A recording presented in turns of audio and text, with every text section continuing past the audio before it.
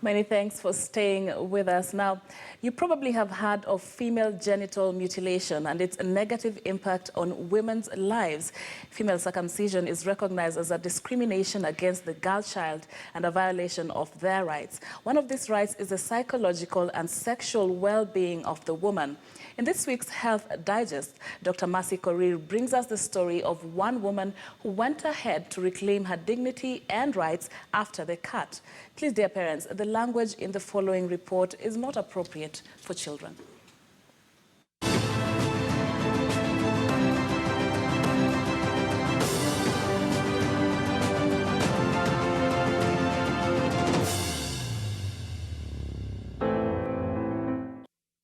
I am a 27-year-old lady. I underwent FGM when I was 10 years old. Back then, I was so happy about the right because in our community, it marks passage into womanhood. Karen, not her real name, has been living with the scars of female genital mutilation, FGM, scars that she had embraced as irreversible even after getting married. I did not know about the side effects. I came to learn about it when I was in high school, actually in Form 1. And I had friends who come from communities that do not practice FGM, and the girls from those communities kept pestering me, asking me about FGM, how does it feel like to go through FGM. Like now, she could not bring herself to tell them that she had undergone FGM. I kept thinking that, after you are circumcised, there is no hope of having a fulfilling sex life. I just kept feeling inferior. You take a shower, then you look at yourself, just feel I'm missing something. It should have been a little bit bigger. Lucky for her, Dr. Mercy Boas, a gynecologist who does these reconstructions, was in the country to conduct these surgeries. I just told myself, this is the procedure I'm going to die for, no matter what happens. Female genital cutting, a cultural practice in some communities, affects a woman's physical anatomy. These effects go beyond the physique to a woman's psychological and sexual life. The restorative procedure allows the clitoris to regain its function as a sensory sexual organ. This whole time I'm going for the consultations, I never told even my hubby. This thing about FGM made me so sensitive, so reserved. It was so uncomfortable for me to talk about it even with.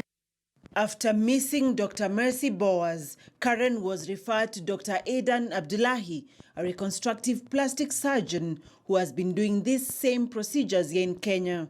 She still had to tell her husband. When I was ready after 2 weeks is when I told him, I'm going for this procedure. It was the first time I ever opened up to him to tell him about FGM. It was very difficult, but he understood, never judged me, supported me all the way. The surgery is very uncomplicated. There are complications possible, like infection or bleeding or pain, and so these need to be watched for.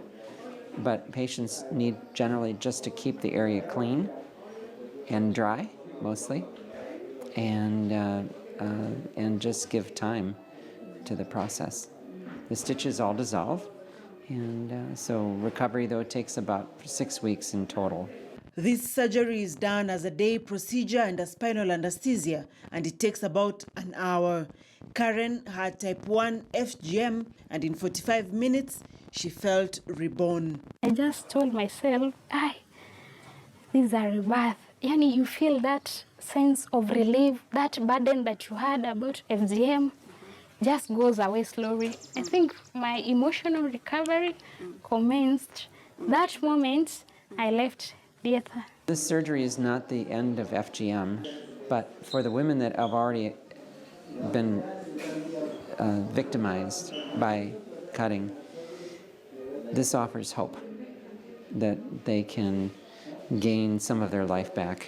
It took me 6 weeks to recover completely, So it's then that I resumed normal sexual activity. Yeah. Was there any difference? Of course, there was. I don't know the adjectives to use, but it's been a remarkable improvement.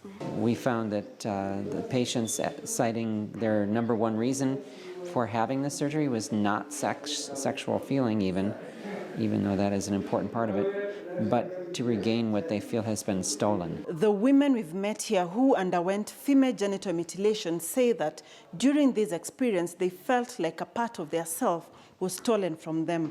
Now, this clitoral restoration surgery not only restores a vital part of their female anatomy, it also restores to them a wholesome life. They feel their identity was taken with cutting, and they are getting their lives back. This surgery has been life-changing for Karen and other women like her. Dr. Mercy Korir for Health Digest, KTN News.